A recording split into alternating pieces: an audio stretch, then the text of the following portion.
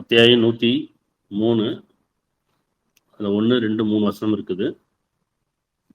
குர்ஆனை படிக்கும்போது வெறும் படிப்பாக இருக்கக்கூடாது, அது சிந்தனையாக இருக்கணும். அது ஒரு மொழி கிடையாது, உணர்வு. அப்போ தெளிவாகவும் நிதானமாகவும் எப்படி சிந்திக்கணும் பார்க்க. சரி, அத்தியாயம் 103ல் 1, காலத்தின் மீது சத்தியமாக. ஏற்கனவே சுப்லட்சுமா கேட்டாங்க, நிறைய இடத்துல சத்தியம் பண்ணுறான் இறைவன் அப்படின்னு. நம்ம ஏற்கனவே போன கிளாஸில் பார்த்தோம். இப்போ இந்த இடத்துல இறைவன் பார்த்தீங்கன்னா சத்தியம் செய்யறான். காலத்தின் மீது சத்தியமாக, நிச்சயமாக மனிதன் நஷ்டத்தில் இருக்கின்றான்.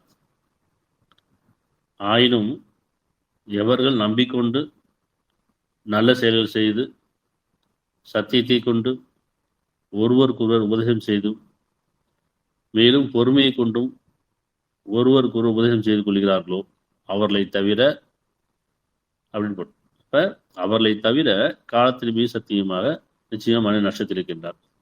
நம்ம குர்ஆன் படிக்கும்போது கீழேருந்து மேலே போகலாம், மேலேருந்து கீழே வரலாம், மேல் வசனம் படிச்சுட்டு கீழே வரலாம், இல்லை கீழே வசனம் படிச்சு மேலே போகலாம், புரியும். அதே மாதிரி இங்கே ஒரு வசனம் இருக்கும், இன்னொரு இடத்துல ஒரு வசனம் இருக்கும். இந்த வசனம் அந்த வசனத்துக்கு பதிலாக அமையும், விளக்கமாக இருக்கும், தெளிவாக இருக்கும். குர்ஆன் படிக்கும்போது துறவா படிச்சுட்டே வரணும். ஃபர்ஸ்ட் அது இல்லை, குர்ஆனை ஃபுல்லாக படிச்சுட்டே வரணும், திருப்பி திருப்பி படிச்சுட்டே வரணும். இப்போ மனசில் நினைவுல இருக்கும். ஒவ்வொரு ஆயத்தும் அல்ல ஒரு அந்த வசனங்களும் நினைவு வைக்கும் போது திருப்பி நம்ம அங்கங்கே படிக்கும்போது ஏதாவது ஒரு வசனம் எடுத்தா கூட இன்னொரு வசனம் நமக்கு ஞாபகம் அது விளக்கம் கொடுக்கும். ஏன்னா இறைவன் அப்படிதான் சொல்றாங்க, திரும்ப திரும்ப ஓதக்கூடியதாக, திரும்ப திரும்ப சிந்திக்கக்கூடியதாக அப்படிங்கிற தெளிவானது விளக்கமானது சொல்லலாம். சரி, இப்ப காலத்தின் மீது சத்தியமாக. இப்ப என்ன புரிஞ்சுக்கணும் நம்ம? காலம்னா என்ன, ஏன் சத்தியம் செய்யறான் இறைவன்?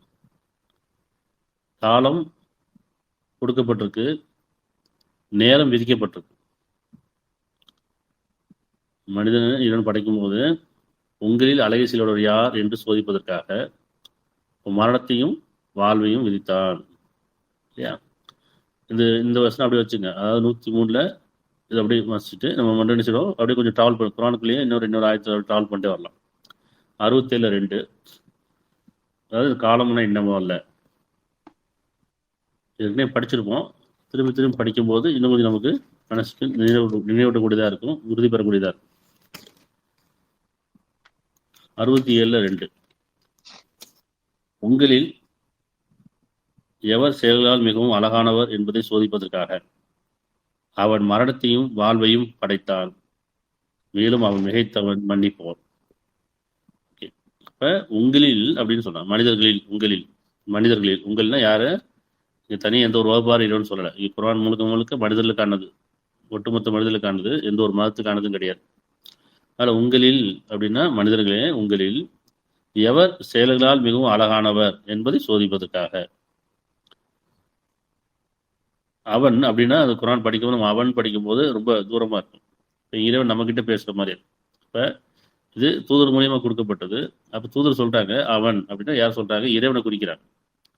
இறைவன் உங்களே அப்படின்னு சொல்றான். இப்போ நம்ம படிக்கும்போது என்ன செய்யணும்? என்னன்னு சொன்னா, நான் மரணத்தையும் வாழ்வையும் படைத்தேன்னு சொல்றான். மரணம் அப்படிங்கிறது விதிக்கப்பட்ட நேரம், வாழ்க்கை அப்படிங்கிறது காலம்.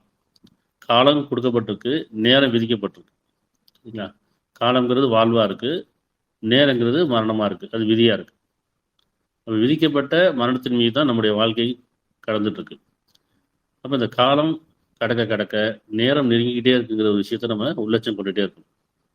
நம்முடைய காலம் கடந்துக்கிட்டே இருக்குது அப்படின்னு சொன்னால், இப்போ நம்ம சொல்லணும் இல்லையா, பர்த்டே கொண்டாடுறோம், மேரேஜ் டே கொண்டாடுறோம், இப்படி இந்த கொண்டாட்டம் வரும்போதுனா ஒரு வருஷம் புத்தாண்டு கொண்டாடுறோம். அப்போ ஒரு வருஷம் கடக்க கடக்க, அதாவது காலம் கடக்க கடக்க நமக்கு என்ன உள்ளட்சம் வரணும் அப்படின்னு சொன்னால், நேரம் நெருங்கிக்கிட்டே இருக்குது, அந்த நேரம் மறைத்து வைக்கப்பட்டிருக்கு, நமக்கு தெரியாது. இன்னும் கொஞ்சம் காலம் நமக்கு தெரியாது. ஆனால் நேரம் விதிக்கப்பட்டாச்சு, மரணம் நெருங்கிட்டு, அப்படித்தானே? அப்படிங்கிற விஷயத்தை நம்ம புரிஞ்சுக்கணும். அப்போ இங்கே வந்து மரணத்தை விதிச்சுட்டு தான் வாழ்க்கையை கொடுத்துருக்கேங்கிறான்.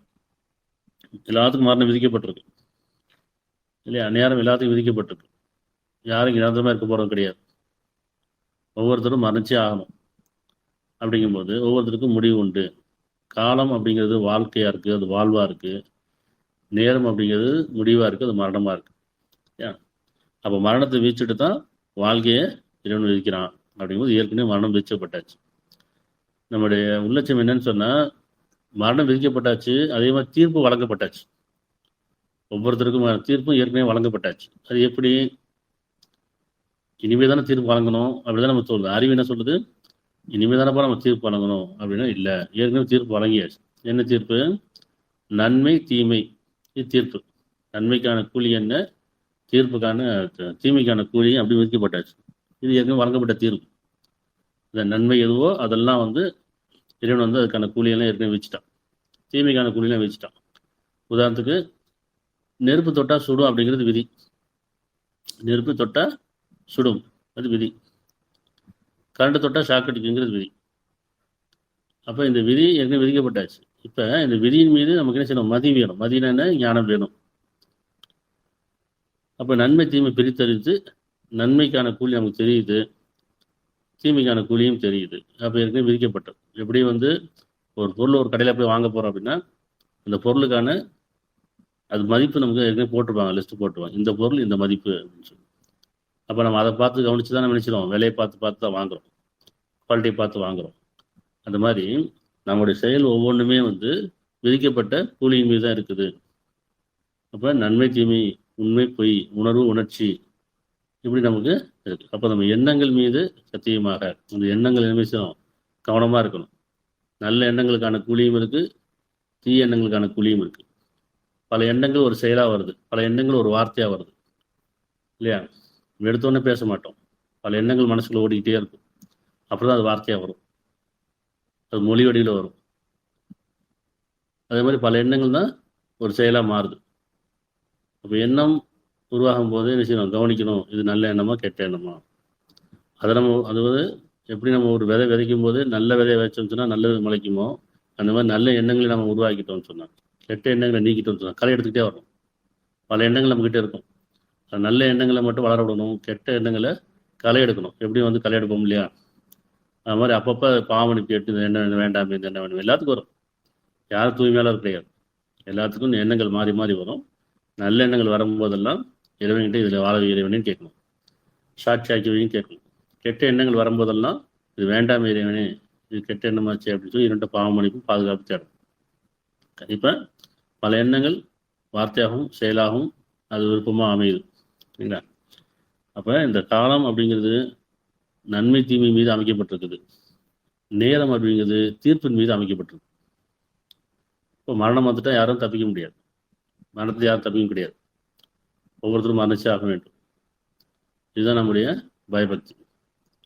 அப்போ தீர்ப்பு இனிமேல் வழங்கப்படல, ஏற்கனவே வழங்கப்பட்ட தீர்ப்பு மீது நம்முடைய வாழ்க்கையை எப்படி கொண்டு போகணும் அப்படிங்கிற விஷயம் பார்த்தோம். சரி, இப்போ உங்களில் எவர் செயல்களால் மிகவும் அழகானவர் என்பதை சோதிப்பதற்காக. உங்களில் யார்? இப்போ தனி மனிதன் தான் சமுதாயம், இப்போ தனி மனிதன் தான் குடும்பம், இப்படி எடுத்துக்கலாம். உங்களில் அப்படின்னா கணவன் மனைவிக்கு இடையில உங்களில் அழகிய செயலோடு யார்? பெற்றோர் பிள்ளைக்கு இடையில உங்களில் அழகிய செயலோடு யார்?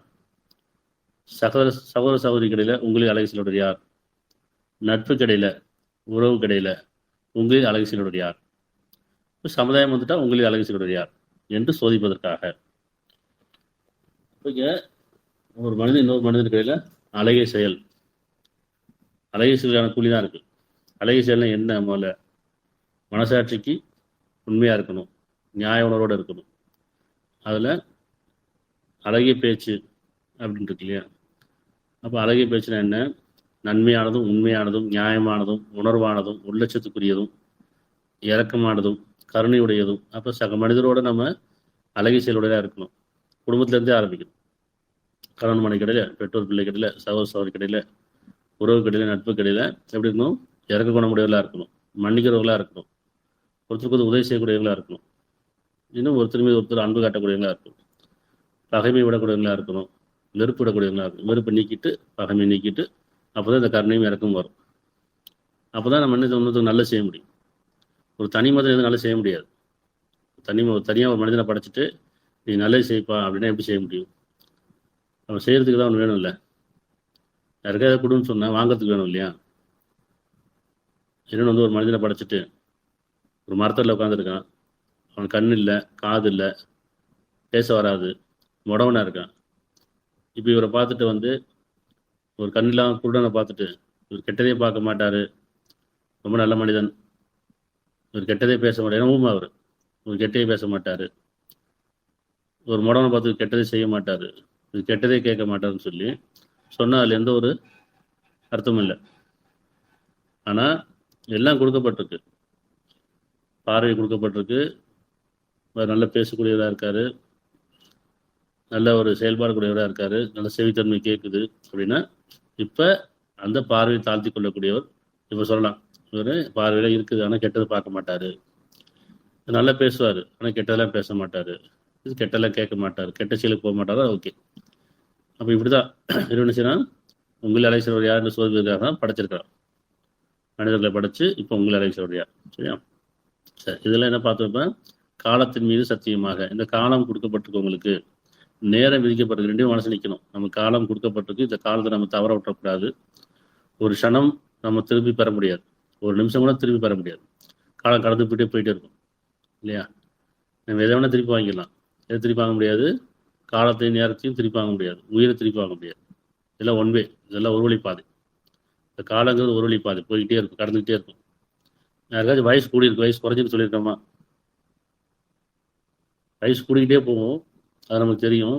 யாரும் வயசு குறைஞ்சிருந்து நம்ம கொண்டாடுறது கிடையாது, வயசு குறையணும் எண்ணம் கிடையாது, கூடிக்கிட்டே போகும். அப்போ என்ன செய்யணும், நேரமும் காலமும் கடந்து போயிட்டே இருக்கும். அப்போ காலம் கடக்கும் போதெல்லாம் நேரம் நெருங்கிட்டு இருக்குங்கிற விஷயம் நம்ம கவனமாக இருக்கணும். திருப்பி 103ல் 1 காலத்தின் மீது சத்தியமாக பார்த்த மாதிரி எதுவுமே பார்த்த மாதிரி காலத்தின் மீது கொடுக்கப்பட்ட அந்த காலத்தின் மீது சத்தியமாக, உங்களுக்கு கொடுக்கப்பட்ட அந்த வாழ்க்கையின் மீது இதுவும் சத்தியம் செய்யலாம். காலம் கொடுக்கப்பட்டிருக்கு, நேரம் விதிக்கப்பட்டிருக்கு, அதன் மீது சத்தியமாக.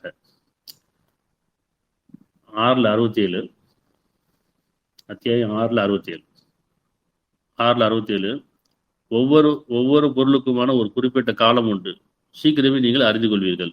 சொல்ற ஒவ்வொரு படைப்புக்கான பொருள்னா பொருட்கள், பொருள்னு படைக்கூடாது, அங்கே படைப்பு. ஒவ்வொரு படைப்புக்குமான ஒரு குறிப்பிட்ட காலம் உண்டு, சீக்கிரமே நீங்கள் அறிந்து கொள்வீர்கள். பார்த்துக்கிட்டு தான் இருக்கும் இல்லையா? எந்த ஒரு பொருள் படைக்கப்பட்டாலும் அது அழிவு நோக்கி தான் போயிட்டு இருக்கும். எந்த ஒரு உயிரும் மரணத்தை நோக்கி தான் போயிட்டு இருக்கும். பிறக்கிற ஒவ்வொரு உயிரும் மரணத்தை நோக்கி தான். இதுக்கடையில் அழகிசலோட யார் இந்த காலம், அதை என்னன்னு சொல்றான், சீக்கிரமே நீங்கள் அறிந்து கொள்வீர்கள். ஒவ்வொரு பொருளுக்கான ஒரு குறிப்பிட்ட காலம் உண்டு, சீக்கிரமே நீங்கள் அறிந்து கொள்வீர்கள். சரியா? இந்த ஆயத்து நம்ம லிங்க் பண்ணி வச்சுக்கணும். அடுத்து 40:59 அத்தியாயம் 40:59 காலம் நிச்சயமா வந்தே தீரும். அப்படி உங்களுக்கு விதிக்கப்பட்ட அந்த நேரம் சொல்றேன், காலம் நிச்சயமா வந்தே தீரும்னா காலம் முடிவுக்கு வந்தே தீரும், அதில் எந்த சந்தேகமும் இல்லை. எனினும் மனிதர்கள் பெரும்பாலும் இதில் நம்பிக்கொள்வதில்லை. தெரியும், ஞானம் இல்லை. மரணம் வரும் தெரியும், அதுக்கான ஞானம் இல்லை. வந்துச்சுன்னா அவ்வளோ வாழ முடியாது. எல்லாத்துக்கும் மரணம்ன்றது அந்த அறிவு சொல்லுது. ஞானம் என்ன, இந்த நேரத்தில் இந்த காலத்தில் நமக்கு வந்துடும் அப்படின்னு தெரிஞ்சா, ஒரு 10 வருஷம் கழிச்சு வரணும்னு தெரியா கூட, ஒரு 10 வருஷம் கழிச்சு இந்த நேரத்தில் இந்த நாளில் வரும்னு தெரிஞ்சு பிறந்தே வாழ பிடிக்காது, வெறுப்பாயிரும், சங்கடமாயிரும் இல்லையா? அப்போ அதில் அதை மறைச்சு வச்சிருக்கான். அதனால் காலம் நிச்சயமாக வந்தே தீரும் அப்படின்னு முடிவுக்கு வந்தே தீரும், அது சந்தேகம் இல்லை. எனினும் மனிதர்கள் பெரும்பாலானவர்கள் இது நம்பிக்கொள்வதில்லை, இதன் மீது உள்ளச்சம் கொள்வதில்லைங்கிற பயபக்தி இல்லாமல் வாழ்ந்துட்டு இருக்கிறீங்க இல்லையா? அடுத்து 38:88 காலத்தின் மீது சத்தியமாக நீங்கள் இது உண்மையை திடமாக அறிந்து கொள்வீர்கள். அப்படின்னா காலத்தின் மீது சத்தியமாக, உங்க காலம் கடந்துட்டு இருக்கு இல்லையா, அது சத்தியம் செய்கிறேன். உங்க காலம் கடந்துட்டு இருக்கு, உங்களுக்கு நல்லாவே தெரியும், அதன் மீது நான் சத்தியம் செய்கிறேன், நீங்கள் இதை உண்மையை திடமாக அறிந்து கொள்வீர்கள். எப்போ? நேரம் நெருங்கும்போது. அலட்சியமாக இருந்தாச்சு. இந்த உலக வாழ்க்கையை மூழ்கி போயாச்சு. பொருள் அடிப்படையில் வாழ்க்கையிலையும் மூழ்கி போயாச்சு. இந்த உலக வாழ்க்கை மட்டும்தான். இதே இப்போ நீங்கள் உலக வாழ்க்கையை நேசிக்கிறீங்கன்னு சொல்கிறேன். அப்போ பொருளீட்டுதலையும், அறிவு சம்பாதிக்கிறதுலையும், பெருமை கொள்வதிலையும், ஆணவம் கொள்வதிலையும், மனிதர்களை போராமை போட்டி இந்த உலக வாழ்க்கையை மூழ்கி போயாச்சு. படைக்கப்பட்ட நோக்கம் ஒன்று இருக்குது. காரணம் இல்லாமல் படைக்கப்படலை. நம்ம பிறந்த ஒவ்வொருத்தரும் படைக்கப்பட்ட எந்த ஒரு பொருளும் காரணம் இல்லாமல் படைக்கப்படலை. பிறக்கக்கூடிய எந்த உயிரும் ஒரு நோக்கம் இல்லாமல் பிறக்கலை. அப்போ இறைவன் அவனுடைய நோக்கம் என்ன? எதுக்காக நம்மளை படைச்சிருக்கான்? படைப்பின் நோக்கம் அறியணுமா இல்லையா? படைப்பின் நோக்கம் அறியாமல் இறைவனை உணராமல் இறந்து போயிடக்கூடாது. அப்போ இந்த பிறப்புக்கு ஒரு அர்த்தமே இல்லாமல் போயிடும். நம்முடைய பிறப்புக்கு அர்த்தம் என்ன? படைப்பின் நோக்கம் என்ன? இறைவன் யார்? இறைவனை உணரணும். இறைவனை உணர்ந்துட்டோம்னு சொன்னால் நம்ம இந்த உலகத்திலேயே சொர்க்கத்துக்கு இணையான வாழ்க்கையை வாழணும். கவலை பயம் இல்லாத, துன்பம் இல்லாத, நோய் இல்லாத, வறுமை இல்லாத, சுகமான, அமைதியான, நிம்மதியான, சாந்தம் சமாதானம் மிக்க வாழ்க்கை, மன நிறைவான வாழ்க்கை. இறைவன் கைப்பற்றும் போது சாந்தி அடைந்த மனமே அப்படின்னு அழைக்கணும். எப்படி அழைக்கணும்? சாந்தி அடைந்த மனமே, உன் இறைவன்பால் மீள்வாயாக அந்த வசனம் வருது இல்லையா? அந்த மாதிரி இந்த உலகத்தில் நம்ம வாழும்போது இறைவனை பற்றியான திருப்தி கொண்ட நிலை வாழ்க்கை. நம்மளை படைச்சதுக்காக இறைவன் நம்மையும் திருப்தி கொள்ளணும், நாமளும் இறைவன் மீது திருப்தி கொள்ளணும். இப்படிப்பட்ட ஒரு வாழ்க்கை வாழணும். அதுக்கு நம்ம செய்யணும், இந்த காலங்களை வீணடிக்காமல் இறைவன் பக்கம் திரும்பி சிந்தனையிலே இருக்கணும், தியானத்தில் இருக்கணும், உணர்வாக இருக்கணும், உள்ளட்சத்தோடு இருக்கணும். சரி, இப்போ காலத்தின் மீது சத்தியமாக நீங்கள் இது உண்மையை திடமாக அறிந்து கொள்வீர்கள். 88 படித்தேன். 87 வயது. இது அகிலத்தாருக்கெல்லாம் மேலான ஞானமே அன்றி வேறில்லை. இந்த உபதேசம் அகிலத்தாருக்கெல்லாம் சொன்னான், எந்த ஒரு மதம் சார்ந்து கிடையாது. அகிலத்தாருக்கெல்லாம் மேலான ஞானமே அன்றி வேறில்லை. அடுத்து நம்ம ஏன் இவ்வளோ வசனம் பார்க்குறோம் அப்படின்னா, குரானை எப்படி படிக்கணும், எப்படி சிந்திக்கணும், ஒரு வசனம் இன்னொரு வசனத்துக்கு எப்படி விளக்கம் பெறுறதுங்கிறத இந்த சொல்கிற வசனங்களை அப்படியே ஆர்டர் எழுதி வச்சுக்கணும். வரிசையை எழுதி வச்சுட்டு படிச்சுட்டு இன்னும் கொஞ்சம் விளக்கம் கிடைக்கும். ஒவ்வொருத்தருக்கும் தனித்தனியாக இங்கே விளக்கம் கிடைக்கும். இந்த குரான் அப்படிப்பட்டது. எப்படின்னு சொன்னால், இந்த கையில் வச்சுக்க புத்தகம் இது புத்தகம் தான். குரான் அப்படிங்கிறது சிந்தனைக்குரியது. எந்த அளவுக்கு இறைவன் குரானை பற்றி சொல்லும் போது, 7 கடல் மையானாலும் அதுபோன்று 7 கடல் மையானாலும் அது தீர்ந்து போயிருங்கிறான். இது குரானுடைய விளக்கம் இருந்துக்கிட்டே இருக்கும். அந்த அளவுக்கு பொக்கிஷம். மரங்கள்லாம் எழுதுவரானாலும் எழுத முடியாது, அவ்வளோ பொக்கிஷம் இருக்குது. எத்தனை கோடி மனிதர் இருந்தால் அத்தனை கோடி மனிதருக்கான விளக்கம் தனித்தனியாக கிடைக்கும். அதை மனசில் வச்சுக்கணும். இவ்வளோதான் குரான் அப்படி நினைக்கக்கூடாது. குரான் அப்படிங்கிறது ஒவ்வொரு மனிதருக்கும் தனித்தனியாக சிந்தனைக்குரியது. மனிதன் சிந்தனைக்குரியவன், குரான் சிந்தனைக்குரியது. 15:85. மேலும் நாம் வானங்களையும் பூமியும் இவை இரண்டுக்கும் இடையே உள்ளவற்றை உண்மை கொண்டல்லாத படைக்கவில்லை. மேலும் நாம் வானங்களையும் பூமியும் இவை இரண்டுக்கிடையே உள்ளவற்றை உண்மை கொண்டல்லாத படைக்கவில்லை. காலம் நிச்சயமாக வருவதாகவே இருக்கிறது. காலம் நிச்சயமாக வருவதாகவே உள்ளது. அதனால் கண்ணியமாக புறக்கணித்து விடும். ஒவ்வொருத்தருக்கும் காலம் வர அந்த நேரம் விதிக்கப்பட்ட நேரம் வந்துட்டு இருக்கு, காலம் கடந்துகிட்டே இருக்கு. கண்ணியமாக புறக்கணும். எதை? மனிதனுடைய அலட்சியம், அந்த பேச்சுக்களையும் சரி, உலக வாழ்க்கையுடைய விஷயங்களையும் சரி, இதெல்லாம் கண்ணியமாக ஒழுங்க. நம்முடைய வாழ்வு எப்படின்னா, நம்முடைய வாழ்வும் மரணமும் தொழுகையும் குர்பானியும் அல்லாஹ்வுக்குரியதாக இருக்கணும், படைச்சவனுக்குரியதாக இருக்கணும். நம்ம வாழும்போது இறைவனுக்காக வாழணும். என்னுடைய குர்பானி எப்படின்னா தியாகம் இறைவனுக்குரியதாக இருக்கணும். என்னுடைய வழிபாடு இறைவனுக்குரியதாக இருக்கணும். என்னுடைய மரணமும் இறைவனுக்குரியதாக இருக்கணும். அப்போதான் இறைவன் எந்த நோக்கம் படைத்தாலும் அதை நிறைவேற்றக்கூடியதாக இருக்கும். நம்முடைய மனமும் அமைதி பெறக்கூடிய ஆன்மா திருப்தி கொண்ட நிலையில் நம்மளோட வாழ்வு சரியாக இருக்கும். சரி, அப்போ திருப்பி 103:1 காலத்தின் மீது இவ்வளோ நம்ம பார்த்தோம். காலம்லாம் பார்த்தோம். காலத்தின் மீது சத்தியமாக உங்களுக்கு காலம் கொடுக்கப்பட்டிருக்கு, நேரம் விதிக்கப்பட்டிருக்கு, காலம் கடந்து கொண்டே இருக்குது, நேரம் நெருங்கி கொண்டே இருக்குது. அதன் மீது சத்தியமாக நிச்சயமாக எங்கெல்லாம் வருதோ அங்கெல்லாம் சந்தேகம் இல்லாமல் உறுதியாக, ஆனால் எங்கெல்லாம் நிச்சயமாக வருதோ என்ன சந்தேகம் இல்லாமல் அர்த்தம். உறுதியாக மனிதன் நஷ்டத்தில் இருக்கின்றான். ஏன் நஷ்டத்தில் இருக்காது சொல்கிறான்? நீங்கள் இந்த உலக வாழ்க்கையில் மூழ்கி போயிட்டீங்க. மர்மை பற்றியான ஞானம் இல்லை, மரண பற்றியான பயம் இல்லை, இறைவனை பற்றியான புரிதல் இல்லை, வேதம் அறியலை, தூதரை அறியலை, இந்த உலக வாழ்க்கையில் மூழ்கி போயிட்டீங்க, அதனால் நஷ்டத்தில் இருக்கீங்கன்னு சொல்கிறான். இந்த உலகம் அழியக்கூடியது. இது நிலையானது கிடையாது. உங்களையும் மனிதர்களையும் ஜின்களையும் என்னை வணங்குவதற்காகவே அன்றி நான் படைக்கவில்லை. அதாவது இறைவனுக்கு கீழ்ப்படிவதற்காக வேண்டி படைக்கவில்லைன்னு சொல்றார். இந்த உலக வாழ்க்கை வீணும் விளையாட்டுமன்றி வேறில்லை. உங்களை வீணுக்கும் விளையாட்டுக்கும் படைக்கவில்லை சொன்னால் இந்த உலக வாழ்க்கை வீணும் விளையாட்டுமன்றி வேறில்லை. அப்படின்னா வீணானதுன்னு அர்த்தம் பயன் தராதது. இதில் நீங்கள் சம்பாதிக்கக்கூடிய பொருளோ புகழோ பதவியோ அதிகாரமோ எதுவாக இருக்கட்டும், எது ஒன்றுமே இறைவனத்தில் பயன் தராது. அதனால் வீணானதுங்கிறான். நீங்கள் சம்பாதிக்கக்கூடிய, நீங்கள் அறிவு கொண்டு சம்பாதிக்கக்கூடிய எது ஒன்றும் வீணானது. வீணும் விளையாட்டுமன்றி வேலை. விளையாட்டுனா என்ன? வேடிக்கை, போட்டியும் பொறாமையும். உலகத்தில் போட்டியும் பொறாமை மட்டும் தான் வாழ்ந்துட்டு இருக்கிறீங்க. இது வீணானது, விளையாட்டானது நன்றி வேறில்லை. உங்களை வீணுக்கு விளையாட்டுக்கு நான் படைக்கவில்லைன்னு சொல்கிறேன். படைப்பின் நோக்கம் ஒன்று இருக்குது. அது இறைவன் மட்டும் அறிஞ்சவனா இருக்கான். அப்போ இறைவன் எந்த நோக்கத்தில் படைத்தானோ அந்த நோக்கத்தை நிறைவேற்றக்கூடியதான் ஒவ்வொரு மனிதனுக்கான ஞானமாக இருக்கு. சரி, இப்போ நிச்சயமா மனிதன் நட்சத்திரம் இருக்குன்னா, ஆயினும் எவர் நம்பிக்கொண்டு நல்ல செயல் செய்கிறார்களோ, இப்போ பாருங்க, ஆயினும் எவர் நம்பிக்கொண்டு இறைவன் மீது நம்பிக்கொண்டு இறுதி நாள் மீது நம்பிக்கொண்டு மறுமை மீது நம்பிக்கொண்டு உண்மை மீது நம்பிக்கொண்டு நல்ல செயல்கள் செய்கிறார்களோ. இப்போ பார்த்தோம், நல்ல செயல் என்ன? மனசாட்சி விரோதம் இல்லாத, அதாவது ஆன்மாவின் மீதும் அது செவ்வையாக்க மீதும் சத்தியமாக அப்பால் அதுக்கு நன்மை தீமை பிரித்து வைத்தார். யார் அதை பேணி கொள்கிறாரோ வெற்றி அடைந்து விட்டார், யார் உதாசப்படுகிறாரோ தோல்வி அடைந்து விட்டார். இது ஆன்மாவை பின்பற்றணும். ஆன்மான என்ன? மனசாட்சி. அப்போ நம்பிக்கை கொண்டு இறைவன் மீது நம்பிக்கொண்டு இறுதி நாள் நம்பிக்கொண்டு வேதத்தை மீது நம்பிக்கொண்டு தூதர்கள் மீது நம்பிக்கொண்டு நம்முடைய விருப்பங்கள் மீது நம்பிக்கொண்டு நன்மை தீமையின் மீது நம்பிக்கொண்டு நல்ல செயல் செய்து சத்தியத்தை கொண்டு ஒருவருக்கு ஒருவர், உங்களில் அழகி செல்வடைய யாருன்னு சொல்றோம் இல்லையா? அப்போ உங்களில் ஒருவருக்கு ஒருவர் உபதேசம் செய்து, உபதேசம்னா என்ன? நன்மையை பேசுறது, சத்தியத்தை பேசிக்கொள்றது. மேலும் பொறுமையை கொண்டு, பொறுமை ரொம்ப அவசியம். மனிதர்களில் பொறுமையும் சகிப்புத்தன்மையும் ரொம்ப அவசியமா இருக்கும். அப்போ பொறுமை கொண்டு, ஏன்னா பொறுமையோட நல்லா இருக்கிறான். ஒருவருக்கு ஒரு உபதேசம் செய்து கொள்கிறார்களோ அவர்களை தவிர, நஷ்டத்தில் இருக்கிறாங்கன்னு அர்த்தம். இவர்களை தவிர காலத்தின் சத்தியம் நிச்சயமா அது நஷ்டத்தில் இருக்கின்றான். சரியா?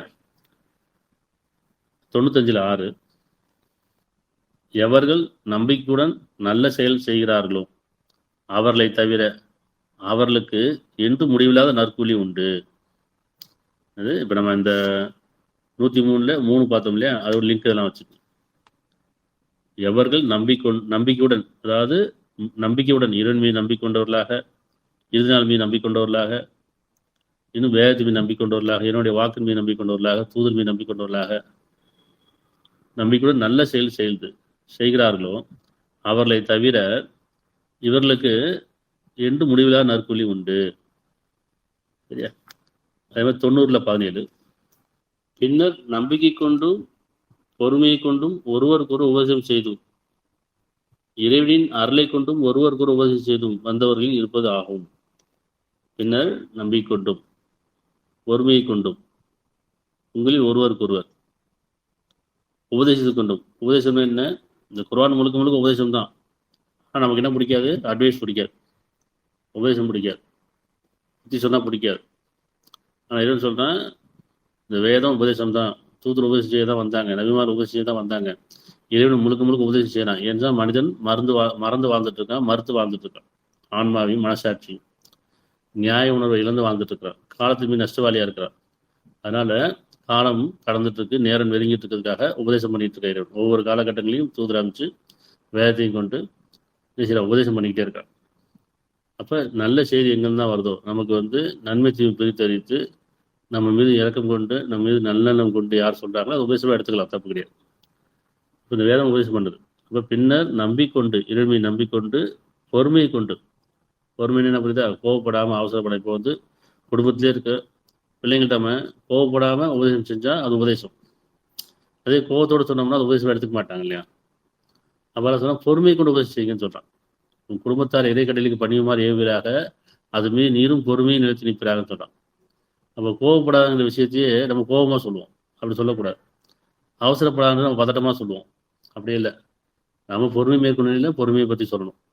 நம்ம நிதானமாக இருக்க நேரத்தை அவசரப்படாதப்பான்னு சொல்லணும். உதாரணம், இது ஒரு சின்ன உதாரணம். அப்போ நீங்கள் பொறுமையை கொண்டும் நம்பிக்கொண்டும் பொறுமையை கொண்டும் ஒருவருக்கு ஒரு உபதேசம் செய்து இறைவனின் அருளை கொண்டும் ஒருவருக்கு ஒரு உபதேசம் செய்து வந்தவர்கள் இருப்பதாகும். இத்தியவர்தான் வலப்புறத்தில் இருப்பவர்கள். சரியா? வலப்புறத்தினா இறைவனுடைய அருகாமையில் இருக்கக்கூடியவர், அந்த அவனுடைய பாக்கியங்கள் அருகாமையில் இருக்கக்கூடியவர். சரி, இப்போ 2:62, அத்தியாயம் 2:62, நம்பிக்கை கொண்டவர்களாயினும், இப்போ மற்ற மொழிபெயர்ப்புலாம் பார்த்தீங்கன்னா மூமின்களாயினும் போட்டுக்கும். சரியா? இப்போ டாக்டருடைய குரானில் வந்து நம்பிக்கொண்ட, மூமினா நம்பிக்கொண்டவன் அர்த்தம்.